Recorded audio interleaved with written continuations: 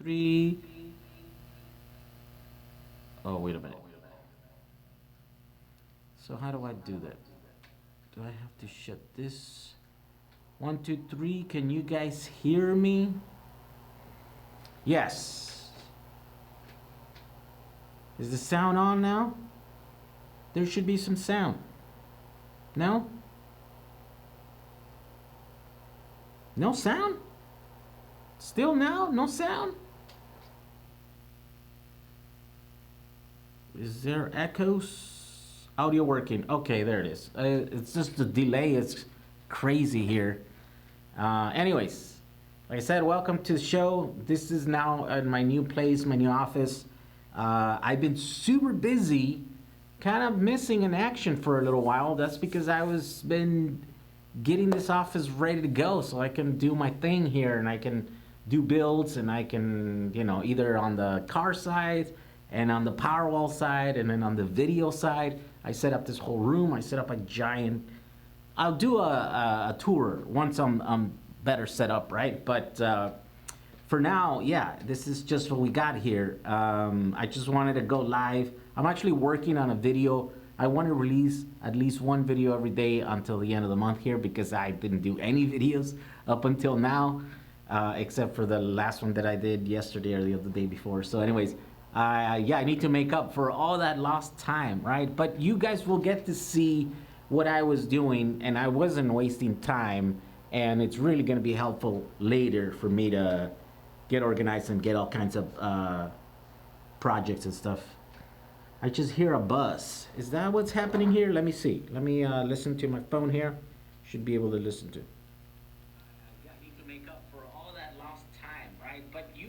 Yeah, there's some kind of hiss there.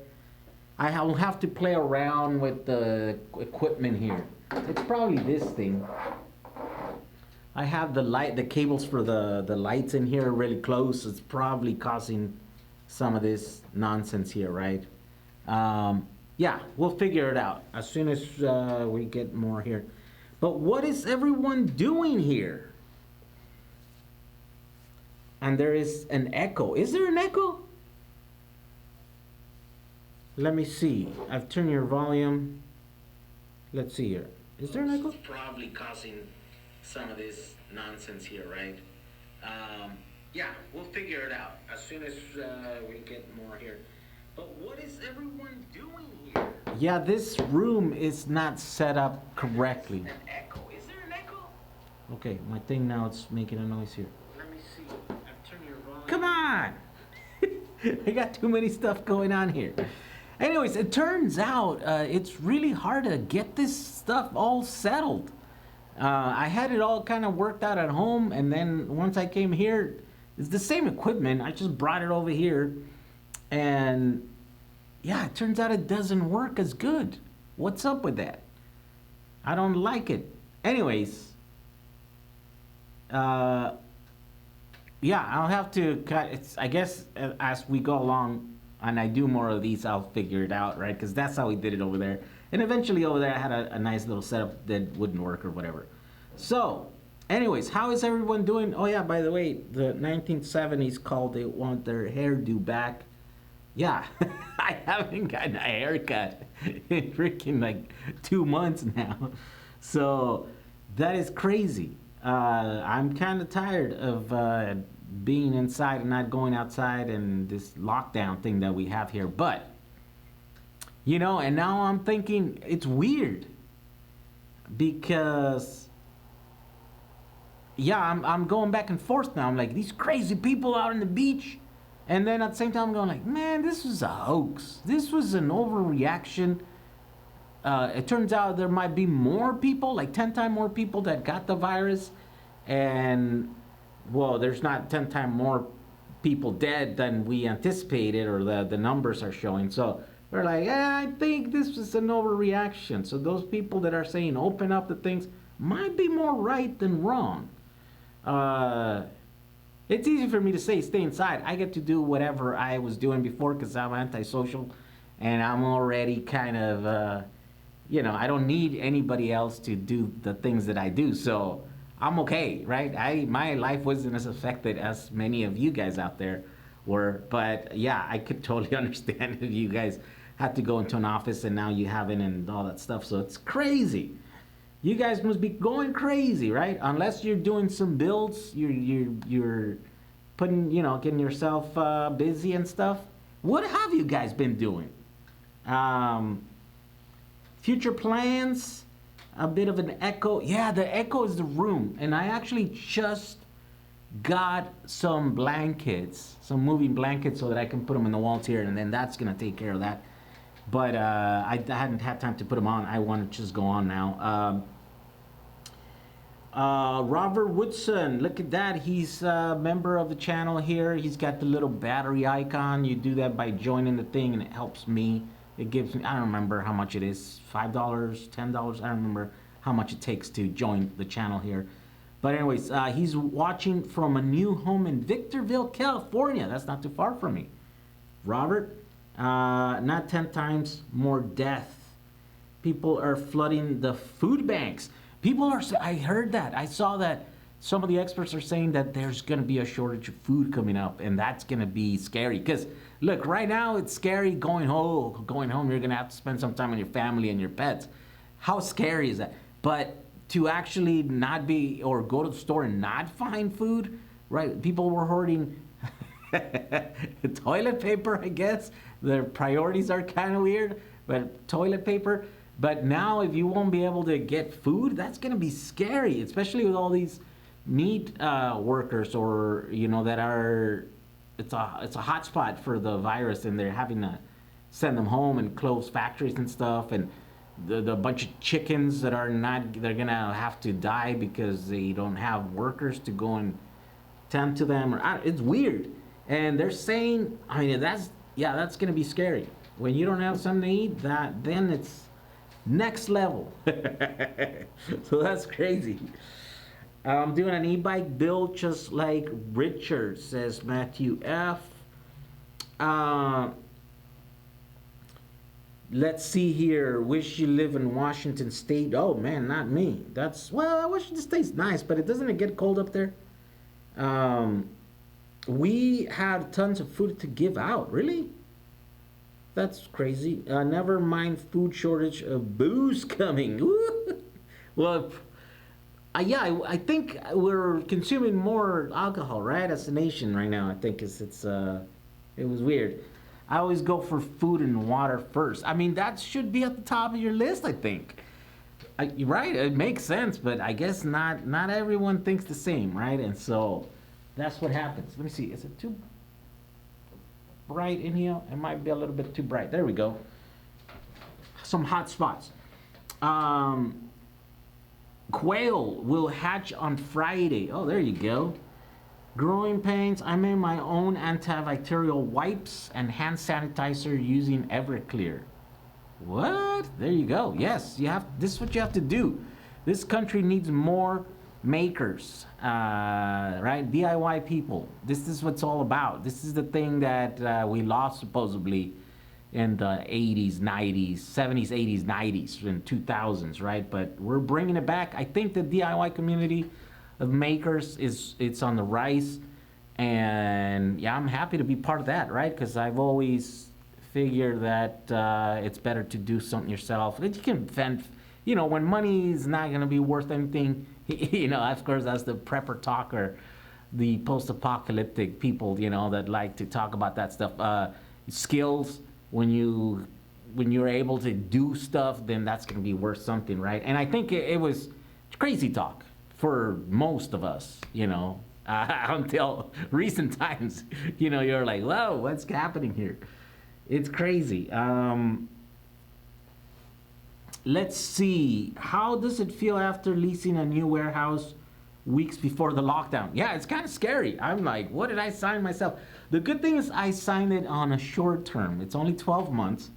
So if I'm really struggling, 12 months down the line, I can get out of this place, right? And so that was a cool thing. I did that. Yeah, I did that because I'm going about it a different way now. Again, if you don't know my story, I rented one of these things for 6 years or something. In fact, not this one. I used to rent this one. This was under my name 4 years ago, and then the one next door. But I used to be in the other one. My brother was here, and it was great. Except that every week I had to come up with like $12,000 or something because that was payroll and all this stuff. And then at the end of the month, it was rent, and it was like a lot. And so it was a lot of stress, and it was a lot. And so now the second time around that I'm kind of growing and the business is just kind of working right, and I'm not like completely broke. I'm trying to maybe approach setting up a company slightly different and maybe not be so careless with the money, or like not just grow my overhead, right? Watch my overhead. And so this thing, yeah, it adds about $2,500 to my bills every month, right? Which is not a lot, but it is a lot. It's not a lot when you compare it to the amount of income that was coming before this thing happened. Now that this thing happened and my income was, because it really took a hit, right? And it wasn't 100% related to this thing, but yeah, it's kind of scary. I'm like, holy crap, did I just get into this thing at the wrong time?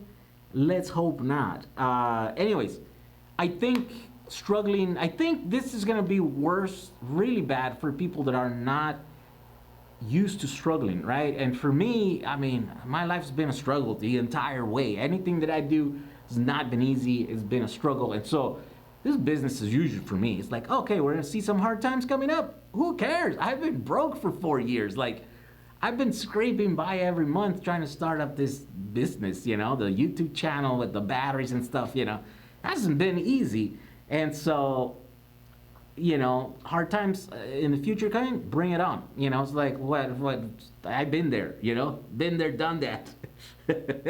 How is that any different from the last 4 years? But yeah, let's hope that it's gonna, I mean, my plans is to just keep going, give it all I got, do this thing, figure ways to do things more cheaply, share that with an audience that hopefully is gonna be very receptive in doing things on the cheap, on the, yeah, because I mean, if we're all hurting for money, right? And that's gonna be a good thing. No one makes fun of preppers anymore. I still have months worth of canned food, rice. Yeah, that's true, man. Even me, I mean, I'm not a prepper, but I guess I am. I do have a prepper mentality, right? But yeah, I mean, I used to think like, oh, who's laughing now, right? It's preppers, the people we used to, or society in general used to laugh at and stuff. Let's see here. What are we doing? My buddy Camden over here in Missouri made made of steel that he made his own alcohol and made his own hand sanitizer. There you go. Bartending will be a great skill, says Sister Cold Hair. I'm always thinking DIY is me. Yes, DIY is the way to go, guys. It's good that you guys are getting into the DIY thing. And, I'm a great example of that this movement is growing, because I think maybe years ahead before this, I probably wouldn't be able to do this thing and probably wouldn't be able to kind of do it 100%. I would too as a living, right? But now the fact that there's so many of you guys, joining the channel, which I think, if I'm objective and look at my channel and stuff, I'm like, okay, I'm kind of boring, I'm long-winded, I do these super technical videos, I do this.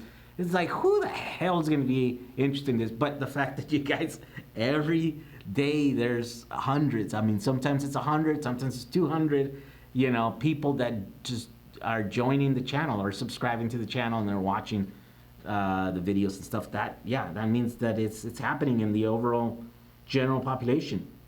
We're happy to be doing stuff, I think. I've been buzzing on the audio. Yep, I'll try to fix that as we go along. I have some ideas. I think it's probably this light here because it's a pulsable, it's a modular PWM little thing that I have here for the light, and it's too close to the cables and stuff. And Yeah, eventually I'll figure it out. I read the title and thought Jehu had a BMS for life before.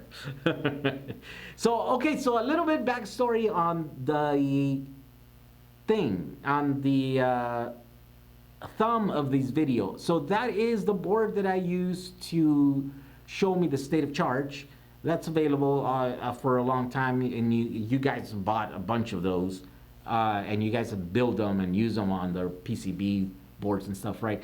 That one that I took a picture is one that I set on one of my power walls. I have many power walls. I have many systems that I build, and I have at different states of, the thing.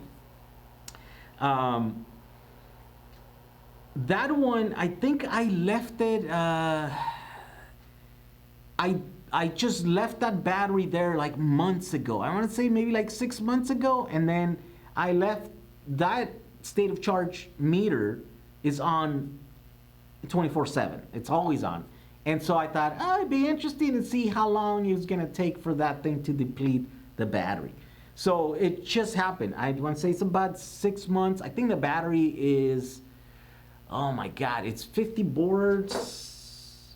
It's 55 boards, I think. Let's do the math. 55 boards. Each board is 70 watt hours.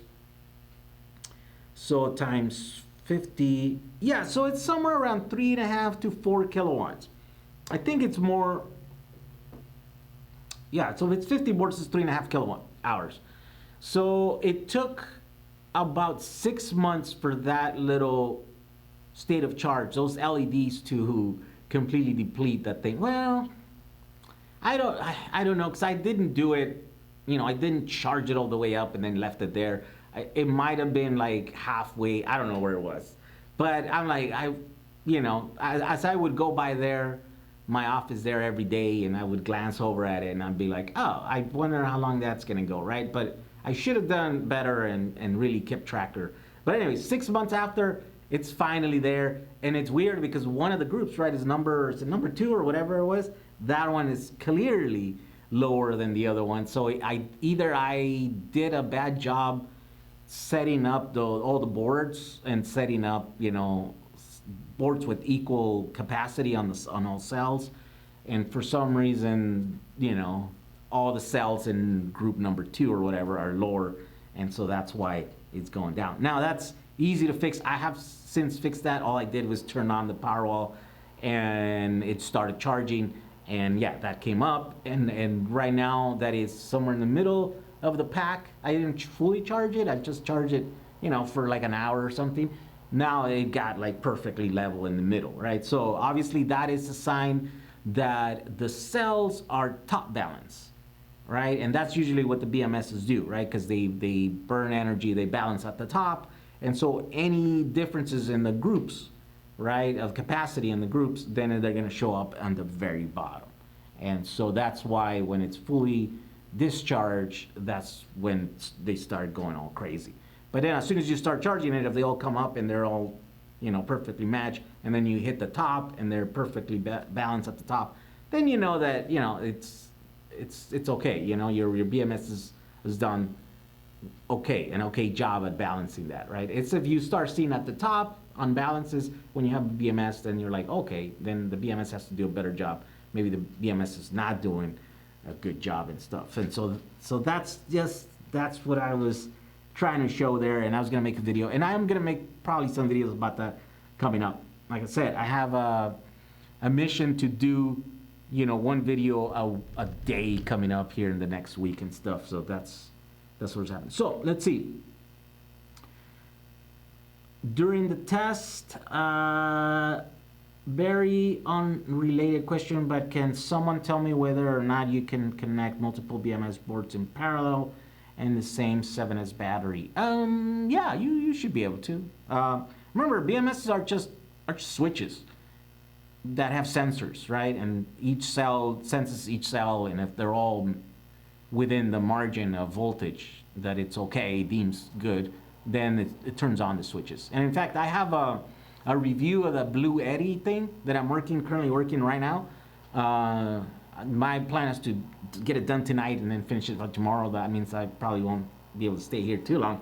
because I want to finish that. But I run right through the BMS, and their BMS, it's super simple. You literally can see where the wire comes in, and then where the MOSFETs are at, and then on the other side of that is where it goes into the inverter, and then how it's got two different BMSs, has two sections for MOSFETs, because also it's got the charging one and then the discharging one. It's like, I never seen a BMS laid out that simply. Like, you can literally see the track of the energy, how it goes through there, or the path of the energy. So yeah, it's just a big switch. Think about it as a switch that turns on and off when the batteries are not at the right voltage, right? Every week I hear about these new technological batteries coming out of India. What is your opinion on this? I'm skeptical. I'm highly skeptical in any new technology, just because, again, yeah, we've been hearing there's nothing. Okay, I heard all these YouTubers say that Tesla is so far ahead with their batteries and stuff, and I'm like, how are they so advanced? From 2012, the batteries that they were putting on the Model S, they're 3,400 milliamp hours. As far as I know, the 18650s that are going on the current Model S, they're still 3,400 milliamp hours. So I'm like, the only thing that they're doing is they're packaging them more cleverly, right? They're putting more cells in the same space, and they're putting them tighter, and they're so in the packaging there's some advancement there that they've done. But as far as the batteries, they really did release the 2170s, and those are about 30% more energy dense, right? But they're also 30% bigger, right, in size. Probably less than that. So I don't know if there's actually any gains. Well, actually there is. I did the math, and I think I shared it to you guys last time. I did some, do I still have them here? If you watch, well, I don't know. I think I put them on private, some of those live streams that just went too long, and they affect my channel negatively. So that's why I put them. But I think they have made some gains, but they're very little. And so that's 2002, and we're 2020. That's 8 years ago. So in 8 years, they really haven't advanced the chemistry as much as people make it out to be. And so as a result of that, right, I haven't seen that in any of the chemistry in the last 8 years. So whenever I read a thing that is like the next thing, and it's gonna be air batteries and the thing and the silicon thing, and I'm just like, I'll believe it when I see it, right? I'm like skeptical, healthy amount of skepticism. I'm sure there are batteries that are amazing in the lab setting, right? But that means they're probably too expensive, too hard, too complex. There's something that they haven't gotten right yet to be able to put them into production. Everybody's looking for the next battery. Everybody's looking for, and it's a multi-billion-dollar, it's $1 trillion industry probably at this point. And so if that battery is available, you can bet your butt that it's going to be in the market as soon as possible, right? They're gonna put it all the way so that it's on your next cell phone, next iPhone and stuff. But the fact that it hasn't, makes me skeptical. Not to say that things don't happen. Sometimes they do, but I just don't see it. My first DIY was about 12 years old. I dissected a dial phone under my bed with remote hang-up. There you go. Let's see here. Also have a 4S10P waiting to be soldered. Can someone tell me how to do 4S10P? Richard, yeah, that should be pretty simple. You already have the setup there. Make 4 groups of 10 cells. There you go. Vic just... Jay, can you do a video on the Bluetooth BMS? Yes! I have almost every single version of those BMSs. I have several versions of them, and that I've ordered. It's like, when I see one, I'm like, oh, look at this one. It's like, cool. And so I have them there. I think now I have enough to actually do like a video where I run down. It's like, look at this BMS. It's great because of this. and then do like comparisons and stuff like that. It is definitely on the list. I have the stuff. I will be able to get that done now that I have my space and I can get organized and I can lay it all out and stuff. Yeah, definitely. Let's see. What are people using to charge LiPo4 headway cells? Yes, what have people using? What kind of chargers? Chargers are those things that, yeah, we haven't found the perfect one yet. You know, in the cars we found it. It's an Elcon. Elcons are awesome because they're simple. I mean, they're not that simple to mess with them. But once you order them, they order them with that you know, setting for your charger, right? Then it just works. Like it doesn't mess up. They're kind of bulletproof. Those chargers, you can order them from like anywhere from 48 volts to like 400 volts or something. So the design must be pretty cool. And if you're in between there, you know, I'm at 126 volts, 111 volts nominal. At that rate, they're very efficient. They don't heat up too much. They don't waste a lot of energy. So I know that at different voltages, they lose some of that efficiency and stuff. But yeah, and I mean, like, I think for the DIY, they're kind of expensive. I think that's why, right? So I paid for a 5 kilowatt charger for my Samba. I paid like $1,400, and I think that was with a discount or something. So maybe that's the reason, right? That it's kind of expensive. I think you can get $700 for a 2.5 kilowatt, right? So maybe, I don't know. You guys tell me. Is that the reason why they're not as popular? Because they're too expensive. For the cars, they're not expensive at all because you want a big one, you know, so that you can charge your battery quick and stuff. But yeah. Let's see here. New room? Yes, the new office. This is a whole thing. I'll give you a tour video once I'm ready and stuff, but definitely there's a lot of stuff happening here. I already cost too much to produce lithium batteries. If we find a better one, it will be minimum of 3 times the cost, which makes it too expensive. Yeah, Jehu, if I build a 14S 5P 18650 battery pack, how and what would I charge it with?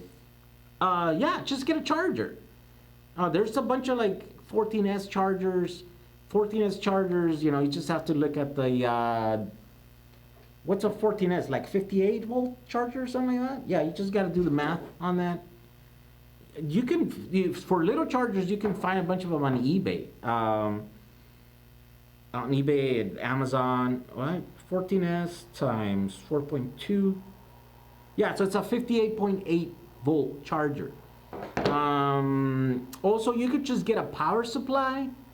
You know, that's a 48 volt or 36. You could get a 3624 or something like that, and then get one of those boost little units, right? That have a charging scheme on there. It has a constant current, constant voltage, 2-stage setup thing, and I have a video that I show you how to do that. Those are really cheap. You just gotta keep them cool. You gotta run fans on them, or else they don't last. They blow up and stuff. Let's see here. Good evening from South Carolina. I got a small 3S size and rectangle BMS, 3S or 4S BMS. Okay. Are Tesla style fuse wires on the LiPo4 DIY battery build worth it or unnecessary redundancy with a good BMS? Yeah, I think it's probably unnecessary on the lithium iron phosphate cells, right? I think, yeah, when you're doing cells like that have large amounts of cells, right? When you're doing battery packs that have large amounts of cells, then it's worth it. Sort of like, I mean, you know, we're doing that, right? Like if you're building a giant 10 kilowatt battery or something, and you're using 18650s, and you're talking about 5,000, 6,000 cells, right? So I think that's when it's probably the best, right? And especially to NMC, those chemistries that are very, very dense, but also kind of crazy if you ever overcharge them or overheat them or stuff like that. On lithium iron phosphate, yeah, you don't really need those things. I mean, they're good to put on there if you want to do it, but I don't think it's completely necessary. Lithium iron phosphate it's safe. It's much safer than the other chemistries, but of course it's more expensive, and because it's more rare, there's not a lot of it out there and stuff. And you definitely can't find it as easily on secondhand. So yeah, you're gonna have to pay a premium for that. Some BMS has same charge discharge and different ports. Yep. Sometimes you use the same port. The problem with that is, it's so weird because I used to think that was dumb. I'm like, why do you need a second port to charge? Stupid. But then I started thinking about it on this unit that I'm reviewing. I'm like, oh, that's the reason why you would need second ports. Okay, think about this. You have a battery, right? And then you have a device that you're using, right? And that has to be BMS, right? You have the BMS that is supplying, that is switching on and off the battery, to your device. You're using it, right, to whatever, for lights. But then you also have that battery being charged from solar. And let's say you have an extra sunny day and you didn't use as much or whatever. So when that power is coming on and the battery is fully charged, the BMS says, okay, I'm fully charged. I don't need any more energy. Let me turn off. Because if I don't, then it's going to get overcharged, for the thing. So if you're using the same port, then the battery turns off, this MOSFETs, then your device is off. That means your lights, whatever you're doing with that thing device, come off. And you're like, whoa, I don't want it to turn off. I want to keep using the device, right? So in order to do that, you would have to turn it back on. But then if you're charging also through that same port, then that means you're keep charging the battery, which then if the cells go over the voltage limit, then it keeps turning off.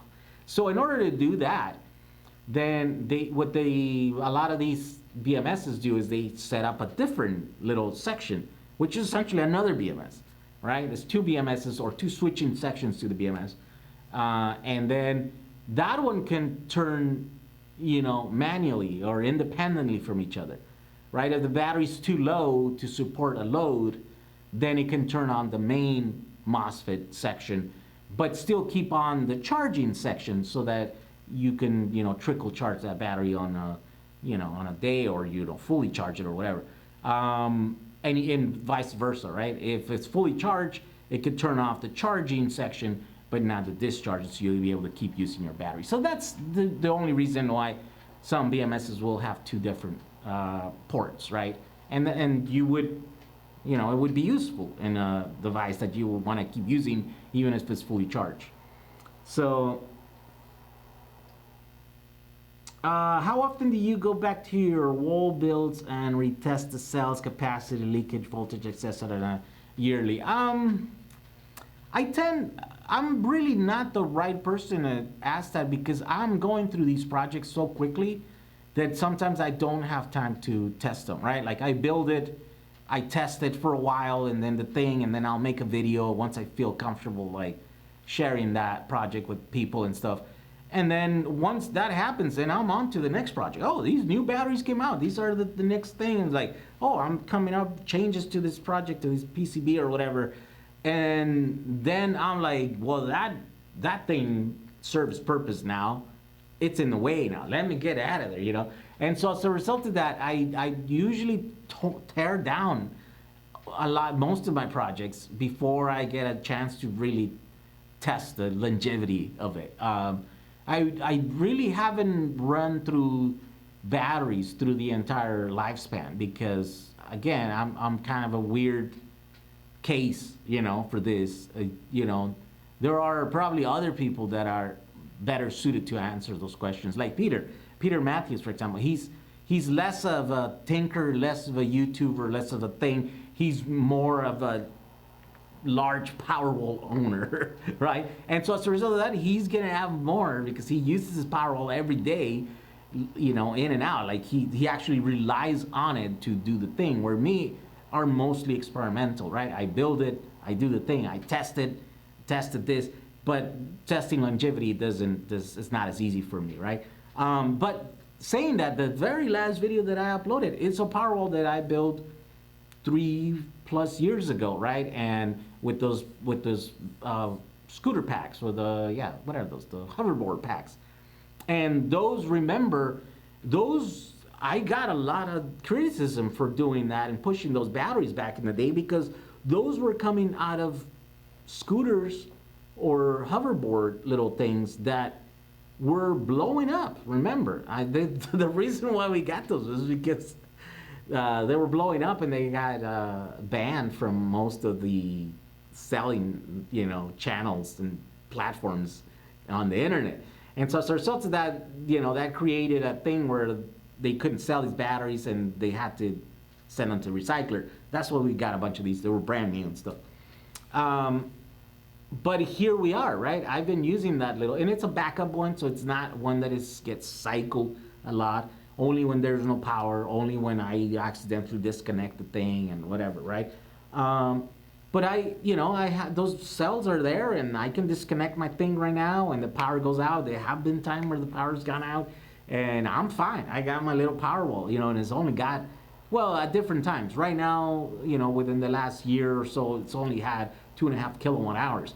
But 2.5 kilowatt hours goes quite a long way when I just want lights and a computer and my modem, and after a few hours the power comes back out, and then you're good, right? So you forget about it. So it serves its purpose, and those batteries have been doing that for a long time. Now for a Powerwall that you cycle every day, yeah, I haven't had one that I've used for extensive periods of time. So unfortunately, I'm not good. Maybe now here I'll be able to do that, and because I have more space, I don't have to literally tear down.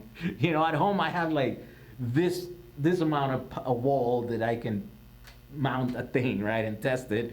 And then when I'm ready to do the other one, I'm like, hey, that's in the way again. But now with this space here, I probably don't have to do that. I can leave them there longer.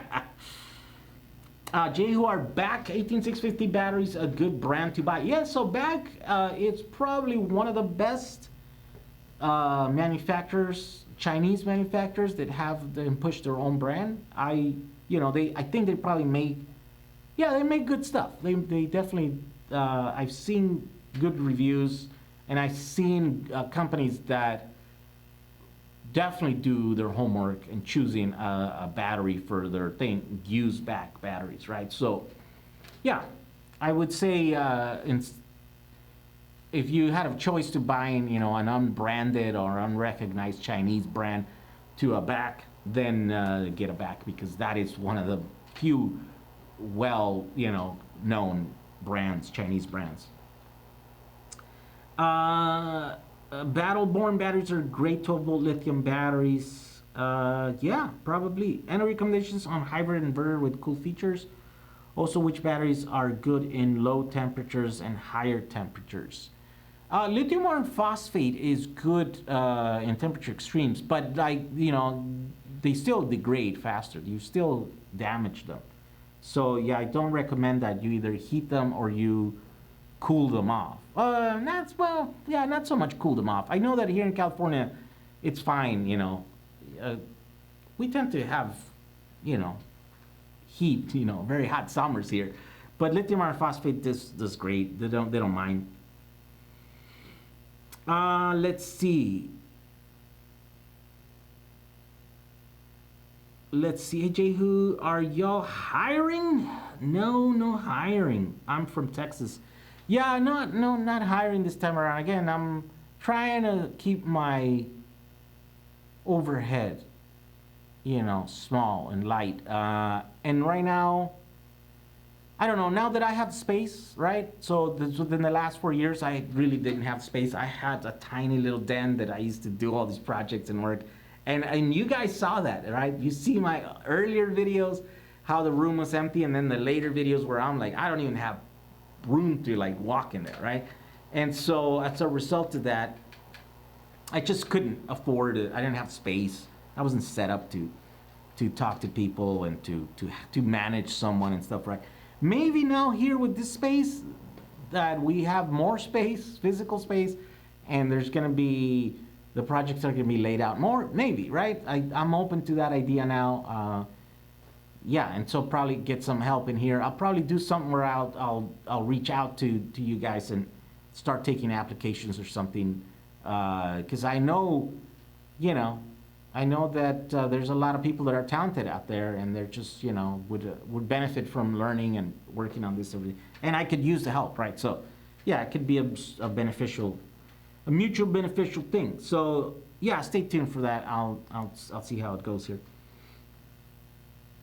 I just built a 32 cell, 64 amp hour, 38120 bank for car audio. Oh yeah, is that using the headways? What 4S BMS should I use? Is a cheaper $12 one okay?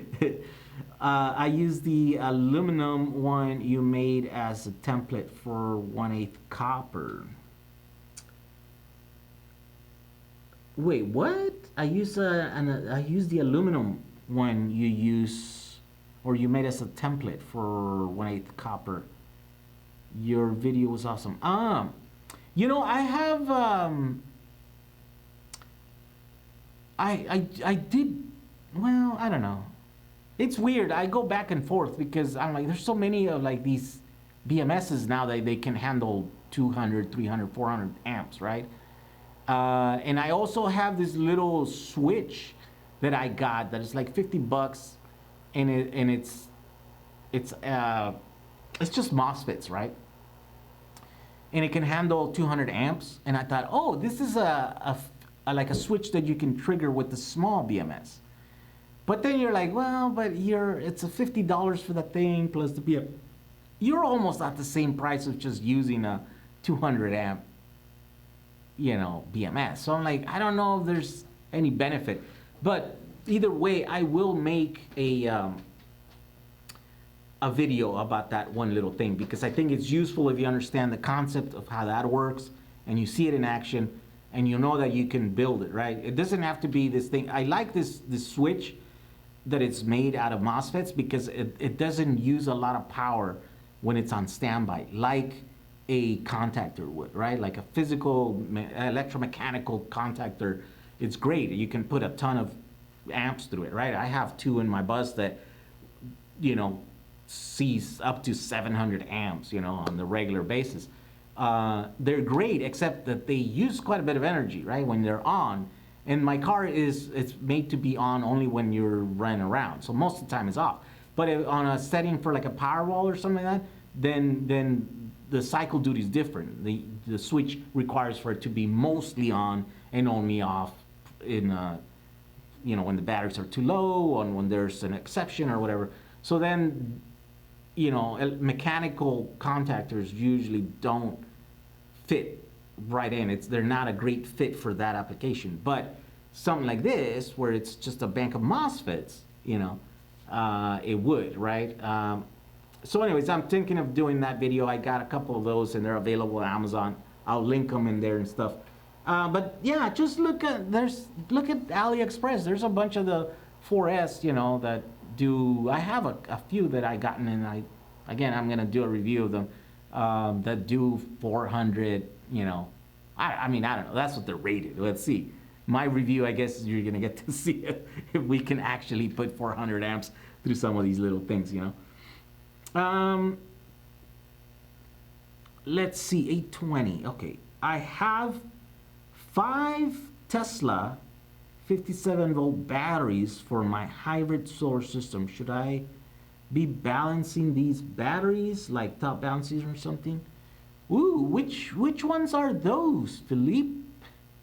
Are you talking about the 15S ones, 57 volts? Yeah, right? Is that? I mean, yeah, you should at the very least be monitoring. I mean, I have those in my bus, and I'm not, you know, I'm not balancing them and stuff, and they're great.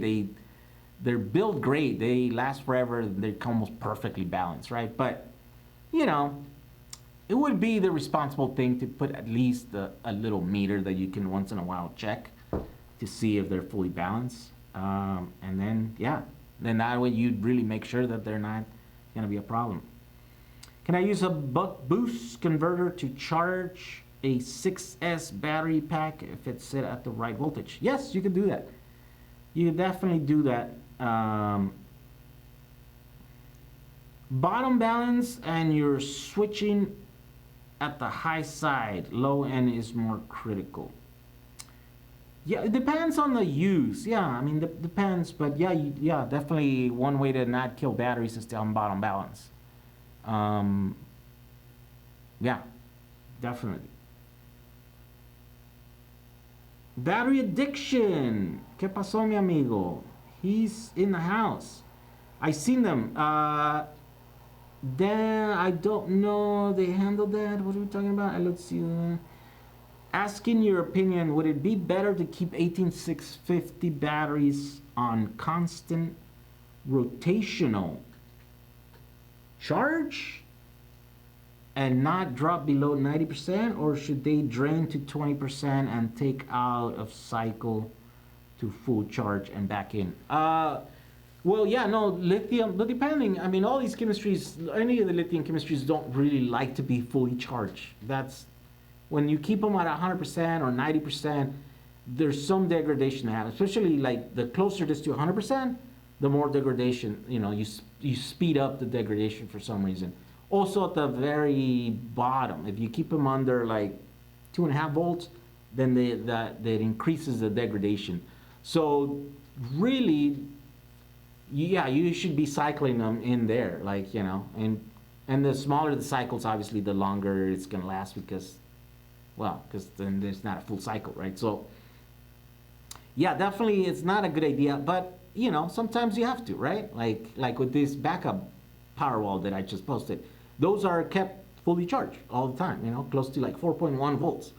So yeah, they're being degraded faster than if they were at set at a lower thing, right? But you know, it's a thing that you pay. You pay that for having access to that amount of energy, you know, at any given time when the power goes out, right? When the power goes out, would you rather have 10 minutes of power or 15 minutes, right?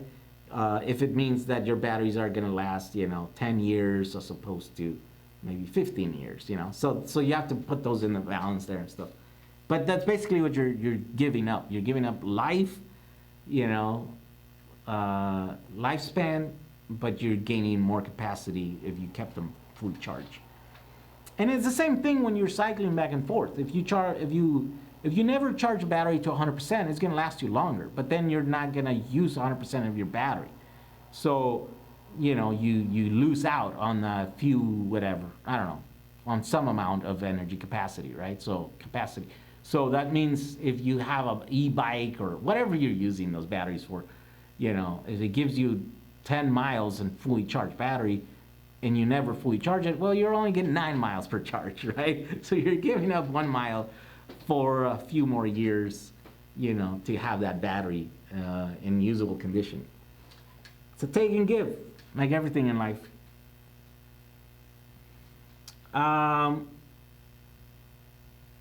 All right, how are we doing? 134. Yeah, it's kind of low today.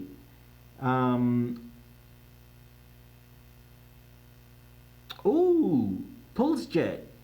Why do you think battery hookups stop offering the Nissan modules? Well, I think there's a lot of problems with those. From what I heard, it's just, what was the name? Big Battery? Yeah, from what I heard, Big Batteries, it's really hard to work with. They they don't say what they say they're gonna do, and they don't do what they say they're gonna say, or something like that, right? I stopped promoting those batteries because for that same reason, right? It's like, I was like, look, you're selling batteries that are being advertised as full capacity, but when I'm getting them, they're testing like 60% capacity, right? So I'm like, it's not cool. People are thinking they're buying, a battery that's 1 amp hour, but they're getting 600 milliamp hours, right? So it's like, how does that doesn't work? You know what I mean? Like when you're getting 60% of what you're buying, then you're gonna be 40% angry. so, so then they're like, oh no no no no, yes no, we'll change it, we'll change it. And this is years ago, right? That I went through that with them, and then so now to hear that, Battery Hookup was going through that again in 2020, you're like, okay, well, I went through that years ago, so yeah, I stopped promoting them.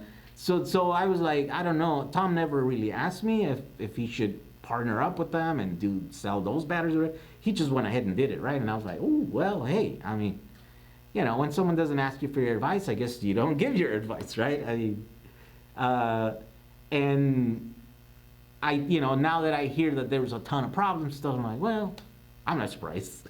I'm not surprised at all about that. So I think that's the reason why. I think it's just they're too far degraded and they want too much money, and they were never really willing to kind of, be honest about what they're offering. And so I think maybe Tom got tired of dealing with that and getting a bad name.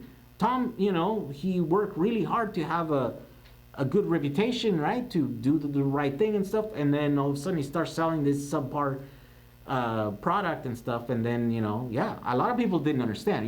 It's kind of hard. Sometimes I'm in it. I have a relationship with all these guys. And then sometimes I have a hard time figuring out, like, wait a minute, who's got the batteries? Where are they coming?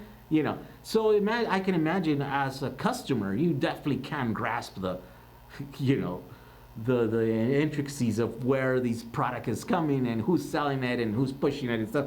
So Tom definitely got bad rap for that. He got a lot of negative reputation for pushing subpar product. That maybe it wasn't his fault, but it was kind of his fault for for joining or partnering up with someone that it's kind of known to do that. I mean, he could have asked me, and I would have told him. So yeah, I think that's the reason why. Yeah, I don't know about the Nissan. That's the only reason why I don't like the Nissan modules. They're great. I mean, the packaging is great. They're available. There's tons of them. This guy literally has warehouse full of them. Except they're not testing them. So if you buy them, and besides, then they're kind of expensive. They don't really want to price them correctly, I don't think, right? And then they don't test them, so then it's just a big gamble. You're like, let's throw some money in there. Hopefully you get something that is usable or not. It would be great, yeah. If the price would go down, then that gamble, you take it, much easier. You risk it, right? But they never did. They never lowered the prices. I think now they're lower. I don't know. I haven't looked in a while again because I'm not really pushing the product. So, making an audio system using car amps and need more power. 100 amp, 12 volt continuous and peaks of 200 amps. Deciding what's cheaper, server, PSUs and capacitors, or a battery and charger. Thoughts, capacitor size. Yeah, just get some headways, man. Those people are doing the headways because they're easy to put together. They have bolts and stuff. And I've sold out on those bus bars. Like, I don't know what happened. Something happened that video got getting crazy views. And just all of a sudden, my sales went up 900% or something in the last couple of days. So I order a new batch of those plates, and they're coming. They're back ordered right now for probably like a week or two or something like that. But yeah, those are super easy to make batteries with. Thoughts on liquid submerged non-conductive fluid that cells bank to keep them in a better temps worth the time or efforts? I don't know. I don't think so. I mean, unless you got some weird battery or something that requires your battery to be pushed really hard. For me, it's just easier to build a bigger battery that takes the stress off of those cells, so then you stress it less, so then it's just bigger batteries always my go-to, right? Because then your battery lasts longer, and it's also, it does everything that you're trying to prevent with this thing.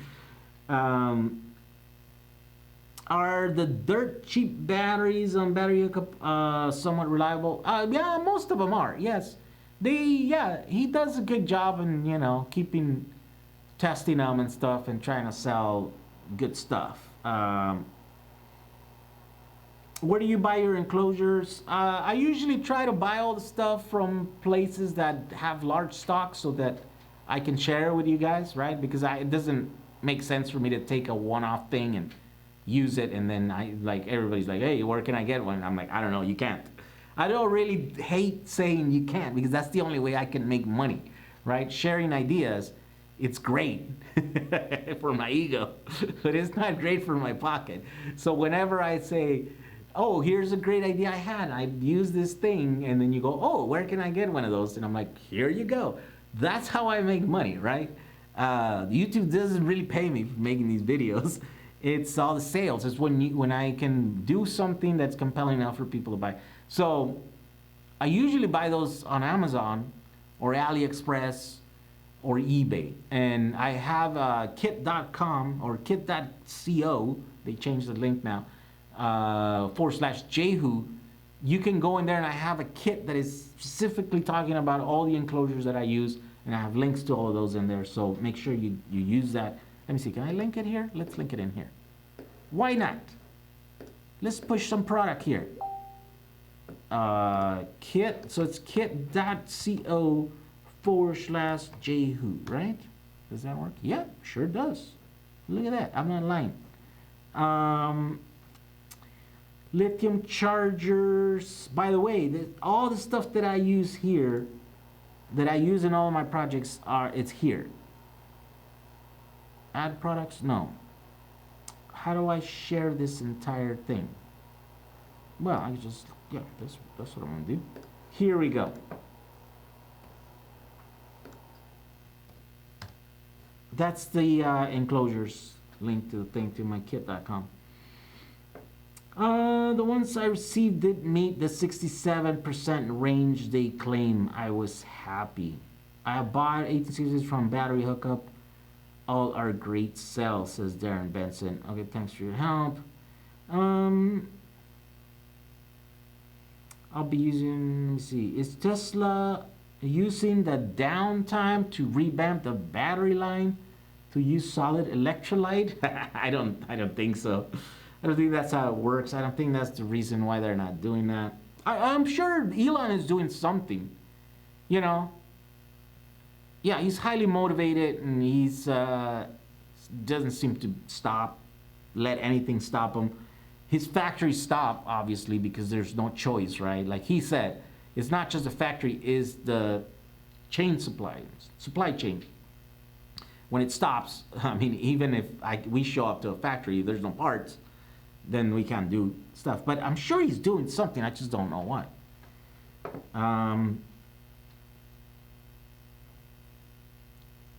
Let's see, they work well for 24-volt systems.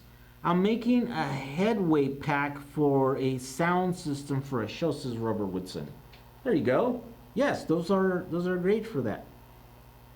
Mixed bag at hookups. Half are good, other half not so good, says S. Warmer or Womser.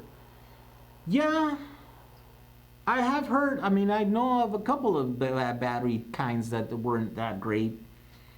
But yeah, for the most part, I think they sell good stuff. Jehu, are you going to do anything with the A12326-650 cells? They are super high power and very low cost. They are, it's just, I don't see them being available or easily available, right? I know they used to come in those 40-volt packs from the buses, but they were really hard to take apart. I got a couple of those and I played with them and I'm like, oh my God. And they're scary because when you're working with them, if you like short them out, if you short out an 18650, it just creates a little bit of heat and a little spark.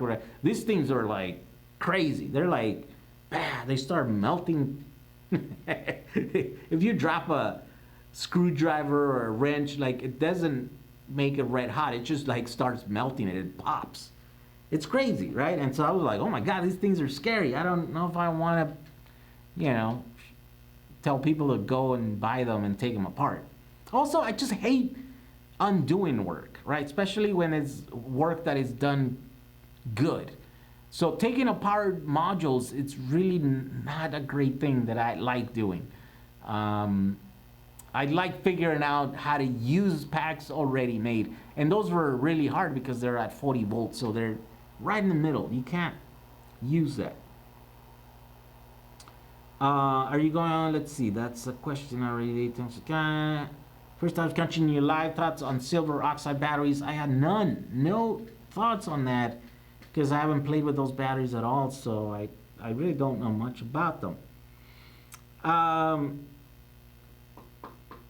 I ordered 5 of those EMC 12 volt module with ADX123 to play with. Oh, I guess, yeah. I guess he's got some of those. I haven't ordered those. I haven't played with those. I think he told me that there's just not enough for me to make my time worth. Right? So he usually Tom was like, I'm not gonna send you any of this stuff that it's like, you know, in low quantities because it's right.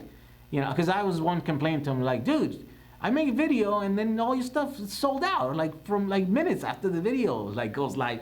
I spent, you know, a good amount of time making a video. And he's like, well, we run out. We only had you know, a few boxes. And I'm like, well, I shouldn't be spending that much time on something that there's not a lot of, because I get a lot of views, you know, and a lot of people are. And then not only from that side, right? It's just, it was kind of a waste for me, a time for me, and a waste of time for you guys, because you guys would be angry. You're like, you showed us how to make this cool thing, but there's no batteries to make them. So what's going on here, right? So it was just not working. And so as a result of that, that's why I haven't been doing a lot of Tom's batteries and stuff. He hasn't, I guess all the stuff that he's had lately, it's been like a pallet here, a pallet there, nothing big, right? And so I think now he says he's got a couple of products where he's got, you know, large amounts of them. And so now it's worth for me to spend time and like look at stuff and be like, okay, let's build something with this. Let's make a video. Let's push it out there, and then everyone can see it, like it, or not like it, and then order the stuff and then build it. That is the hard thing to do with some of this stuff, because you know it's recycle, it's secondhand, it's reclaim, it's whatever, you know. Is battery building mainly a hobby or a short-term economic alternative until the next battery idea? No, I mean batteries. I mean I don't know. I don't know what's in the future. Nobody knows, right? But batteries are gonna be around for a while. I think they have been around for 20 years. So it's no, you know, it's kind of, you can count on them being around for a while. You know, there's this whole giant industry chugging them away. They've never been making more batteries than they're making now. So to stop that, it's going to take a few years. It's going to take, you know, yeah, more. It's going to take a long time. It took a long time to ramp up to this amount of batteries. You know, it's going to take a long time to ramp down or to change or to shift into the next thing. And so batteries work. Batteries are not like a thing that it's handicapped. They're like, oh, at one time they were this thing. They were really expensive. They didn't really quite work that well. But you know, they were kind of experimental. So if you wanted, you had a lot of money. Now they're like they're cheap enough, they're economic enough. There's enough of them in the second-hand market for us to get, you know, involved and do this thing. Yeah, I'm not the only one making a living, you know, playing with second-hand batteries. There's a bunch of us, right? And every day I see a lot more people, and I see a lot of more people using them, right? And so yeah, I see more and more batteries coming along, you know, down the pipe here. Especially, I mean, just think about this. Every Tesla out there has 6,000 cells, you know, 5,000, 6,000 cells. Big batteries, right? And so every day they're crashing, and so they're ending up in, you know, in our hands. And so we have to figure out how to use those batteries so that they don't get recycled early, right? I mean, it's the responsible thing to do, is to find a use for all these batteries, discarded batteries, and it's good because you don't have to pay full price for them. even though they're like the latest, most advanced battery in the world. Um,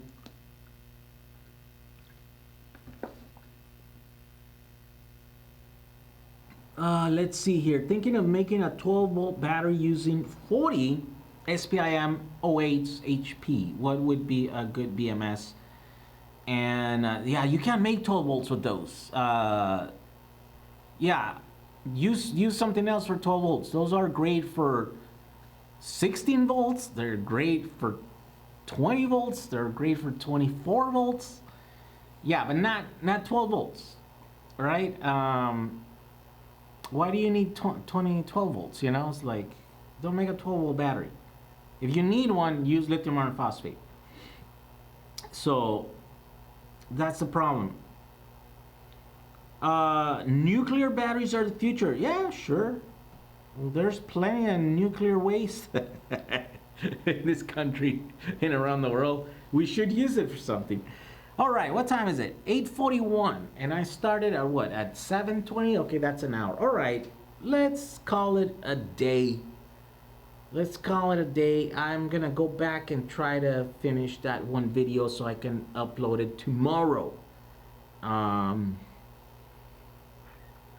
don't know if I'm gonna be able to do it. Maybe not first thing in the morning. Maybe I'll be able to finish it maybe sometime during the day. But anyways, if that happens, then yeah, stay tuned for that. Make sure you guys watch the video and like it so that I can,